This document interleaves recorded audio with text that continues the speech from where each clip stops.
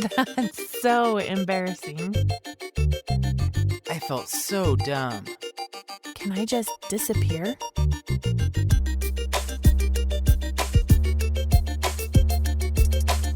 Embarrassing Stories Podcast with Leslie and Derek.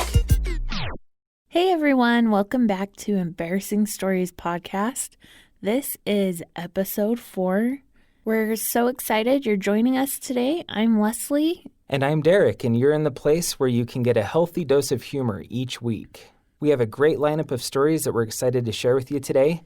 But before we get into those, we just wanted to say thank you. It's been really fun over the last couple of weeks to look at our podcast statistics and see the number of listeners that we've had for our first 3 episodes, and to see downloads coming from not only across the U.S., but in other countries and all across the world, in other continents. It's just been crazy and really fun at the same time to go check those statistics and see those downloads. So thank you so much for listening. We hope you enjoy the show, and we're cruising and we have no signs of stopping. So Thank you. if you're enjoying the podcast, we'd really love if you'd leave us a review. Reviews are so important, especially during the early stages of having a podcast. So if you'd leave us a review on your podcast platform of choice, that would be so awesome and we'd be so grateful. All right, Derek, let's get started. And how about you start us off? Okay, sounds good. And this first story comes from my sister Dixie. And Dixie was the same sister who had an embarrassing experience with Michael Jordan. And if you missed that story, you can find that in our second episode. The title of the story is Michael Jordan Mix-Up. But this one comes from Dixie, and here's her story. So it was on a Saturday, and she was swamped with work. She was doing nails, and she's always been really talented doing nails. And on this particular Saturday, she had 6 ladies that she was going to do nails for. And she devoted 1 hour for each lady. So she was working 6 hours that day, and she was working at the mall.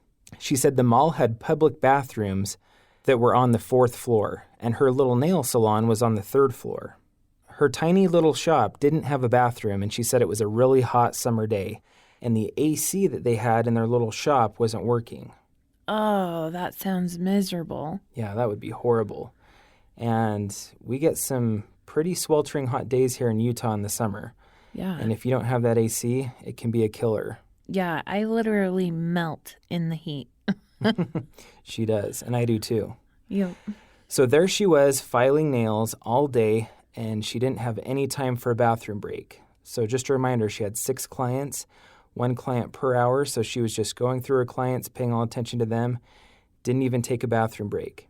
Ugh. As soon as she painted the last stroke of paint onto her last client, she said she ran towards the elevators as fast as she could. She had to go to the bathroom so bad.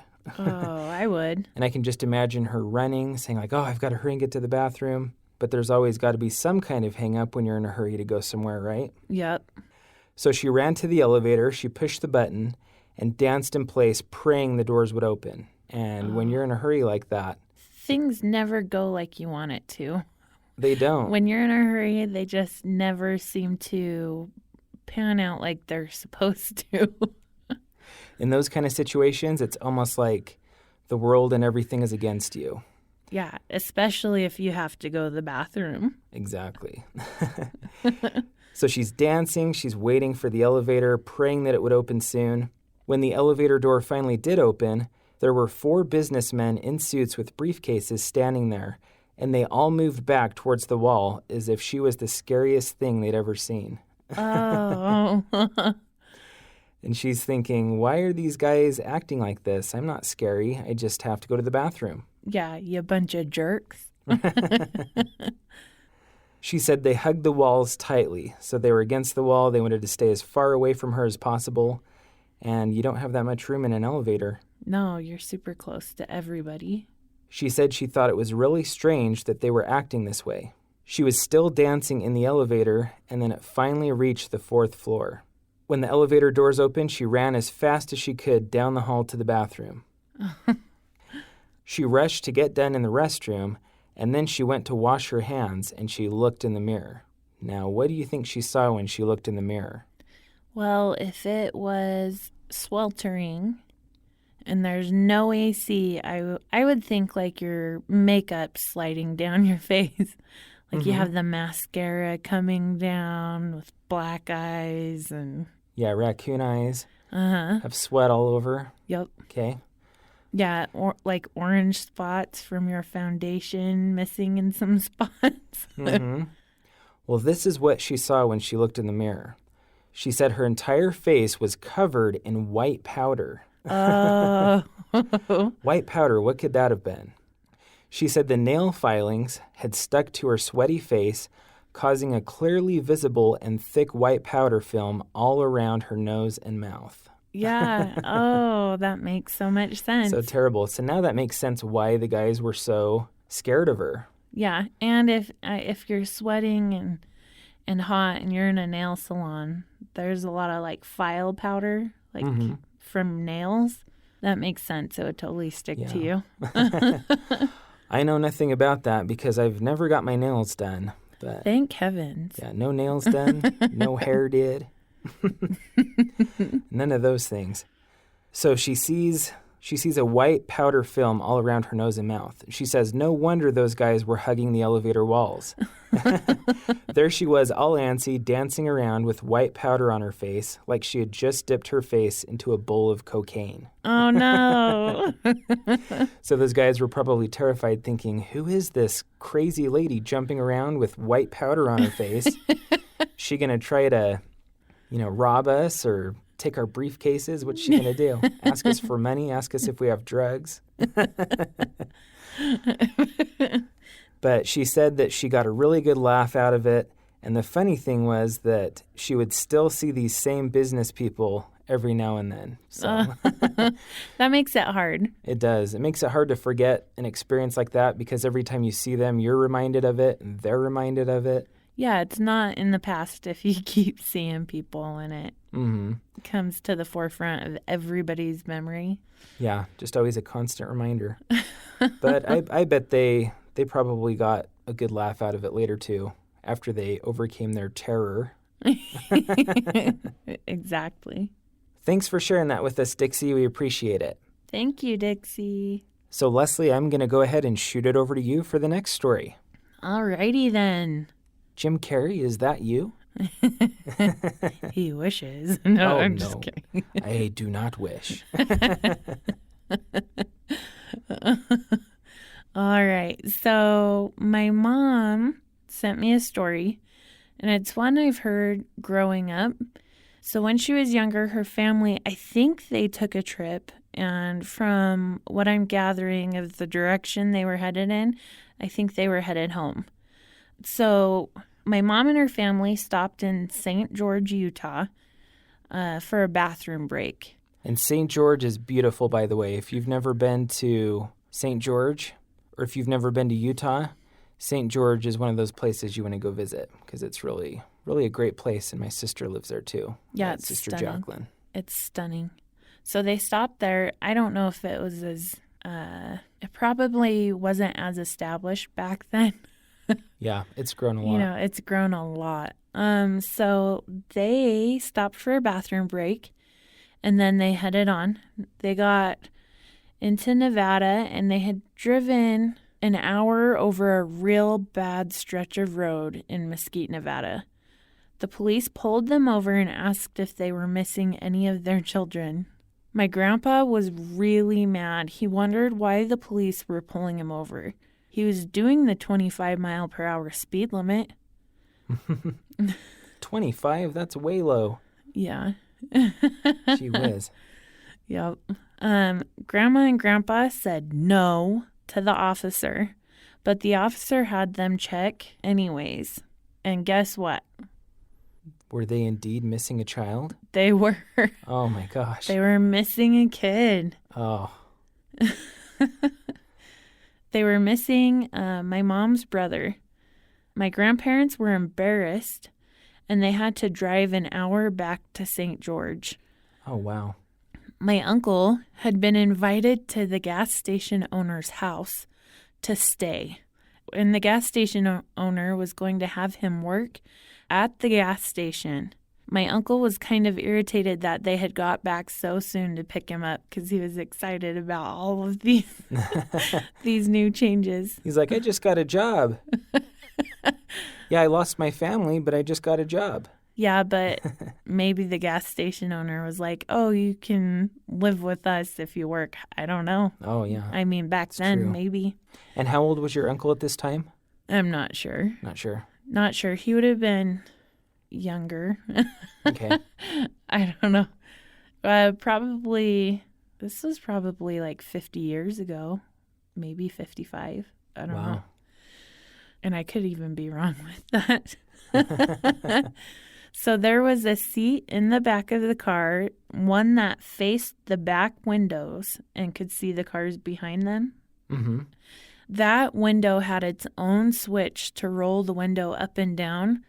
The car was stuffed with all 8 of them, but my uncle had gotten out in St. George to use the bathroom, and my grandparents just drove off without him. Oh, wow. Because they didn't know he had gotten out to go potty. But I think it's funny that they're like, now, to the police officer. Yeah, annoyed. Oh, man. Yeah, that's something you don't expect a cop to come tell you. Basically, hey. I think you're missing a kid. Yeah. No, I'm not. You're like, no, I've got all my hens right here. Yeah, all 8 of us are in this car, sir. I don't think so. That's kind of, as a parent, that's one of my worst fears is that I realize one of my kids isn't there. Yeah. Well, and with our kids, we'd never live it down. They would be so upset. Mm-hmm. With my uncle, he was actually excited. Yeah. Yeah, our kids would be like, oh my gosh, where are mom and dad? And it'd be bad. And they would tell everybody too. So to make that embarrassing moment worse, if it was our kids, everybody would know about it. My mom and dad forgot me. On accident. They left me in another state. All right, so that was my story. And now, Derek, it's your turn again. My turn again. Did you do your homework? I did do my homework, yeah. Okay. And I was really thinking a lot about this second story I was going to share.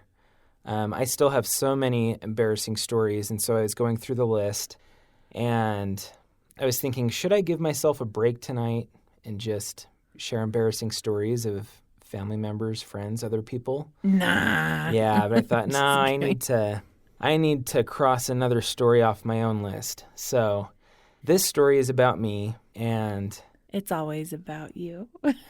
Hey. I'm just kidding. You're using my own line against me. This happened in the late 90s, and during this particular time, the state of Utah had just gotten a brand new WNBA team.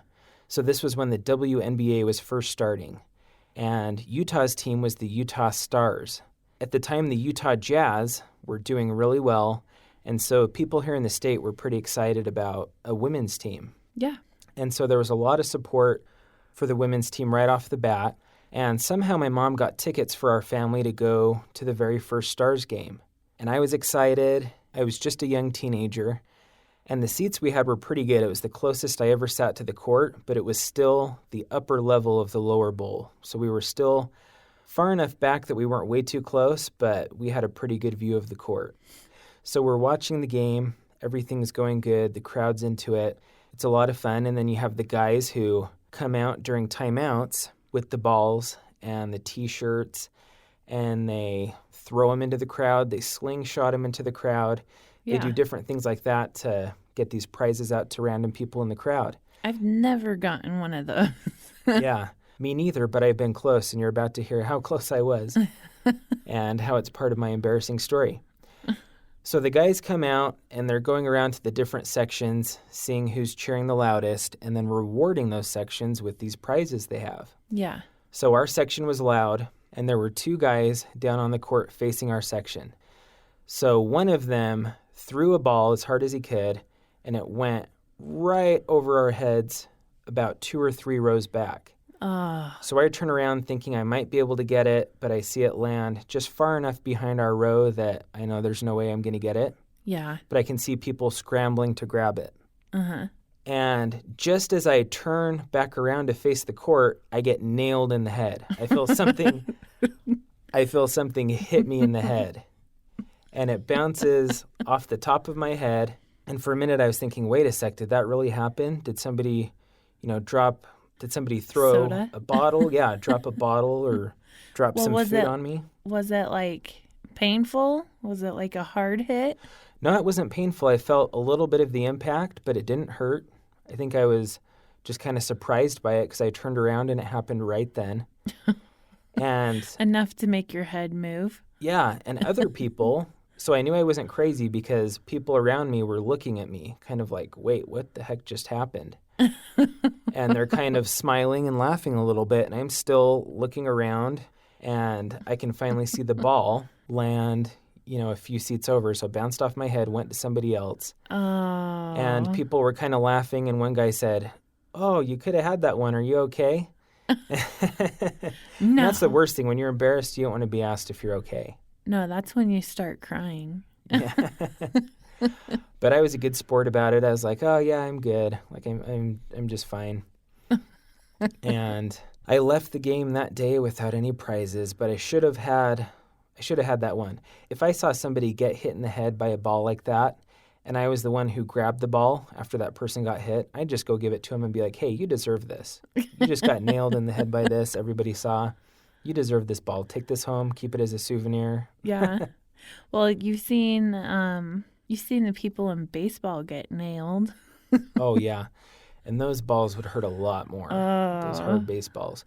Yeah, it was probably those, plush, either those kind of plush soft balls or else just really small rubber inflatable balls. ones. Yeah. But yeah, I wasn't expecting my first WNBA game to go like that. Yeah. And to have an experience like that. And we've been to some Jazz games since or other sporting events. And those guys come out and they, throw those things up into the crowd. And they never throw them by us. No, not ever. And I don't think that they ever throw it in the exact same spot twice. Yeah, that was the other big surprise. I was thinking the one guy, threw it just a couple rows behind us. And you never see somebody throw it again. I don't know if it was the same guy, but you never see them throw in that exact same area 2 times in a row. Yeah, it's usually like if they do the same section, like higher and then lower. Mm-hmm. But man. And some variations in, guys. Jeez. Yeah, move around. Or maybe he saw me turned around looking at that ball and he thought, hey, here's my chance. I'm going to nail that kid. I'm going to nail him right in the head. He's not even going to know. That's exactly what he thought. I would probably think that same way. Darn if I was kids, one of those guys. take me off. I'll just pelt him right now. If I was one of those guys, I'd look in the crowd and be like, hey, which one can I nail? Which person can I nail in the head? No. That's why you don't have that job. That's true. But that was my embarrassing story at the WNBA game. Oh, man. I wish that was my story because I feel like mine's more embarrassing. We'll see. It's always a competition. Always. No, I'm willing to bet yours is more embarrassing. Yeah. Okay. Here it goes.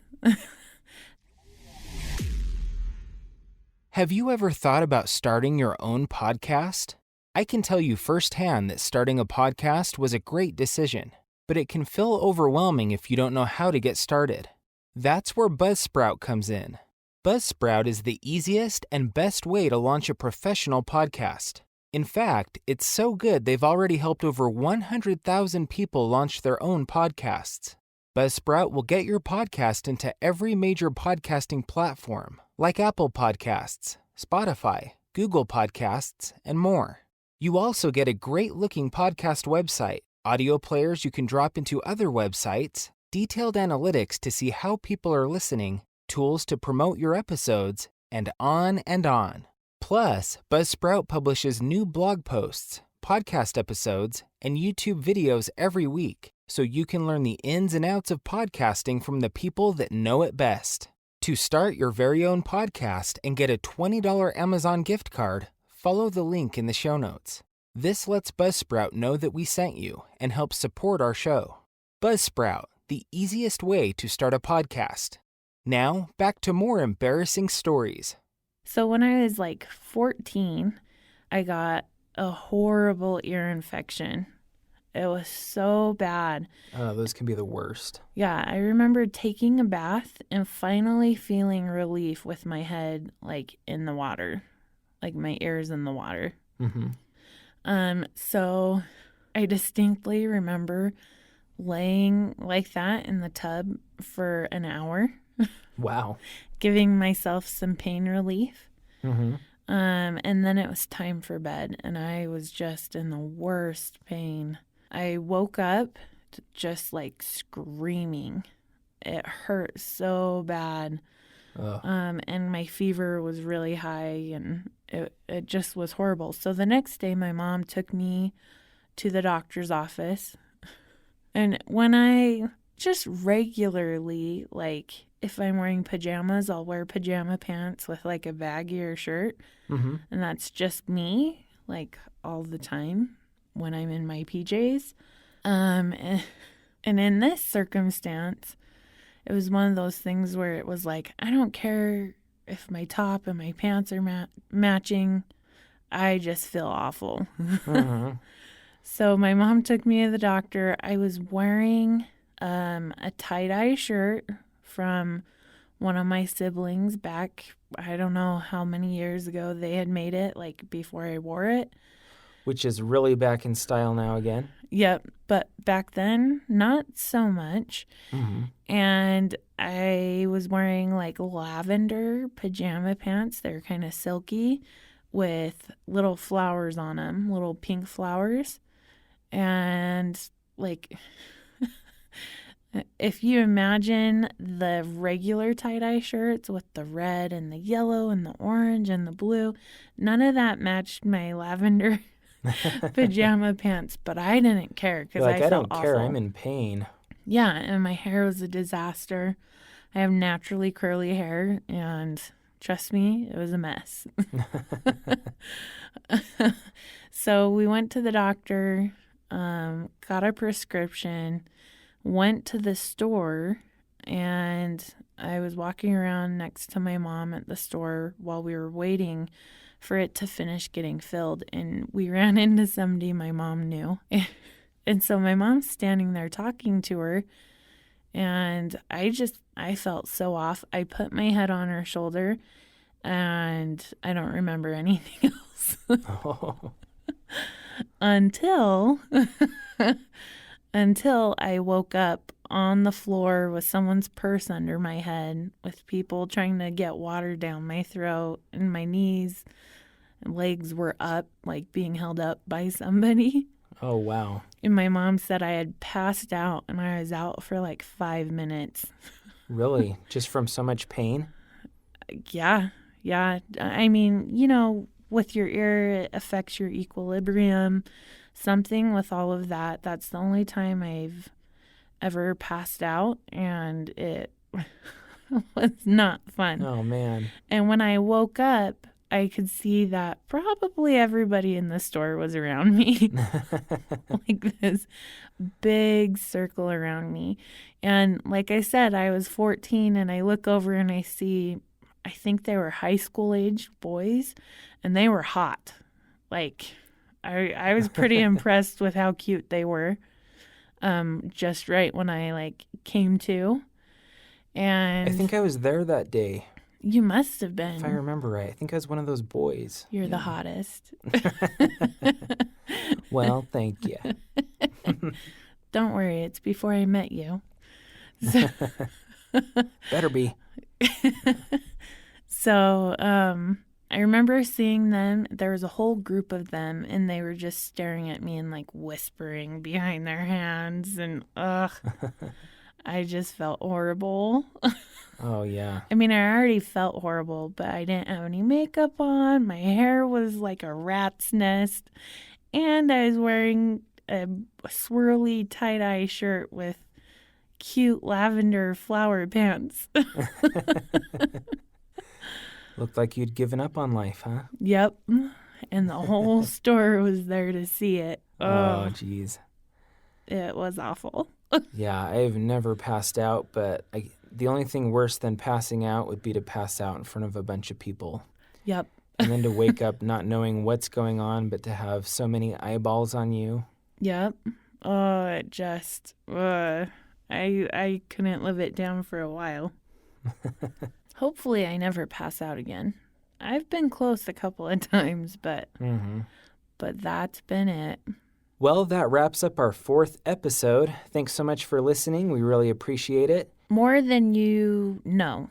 We really do. We really do. We're grateful for the support so far.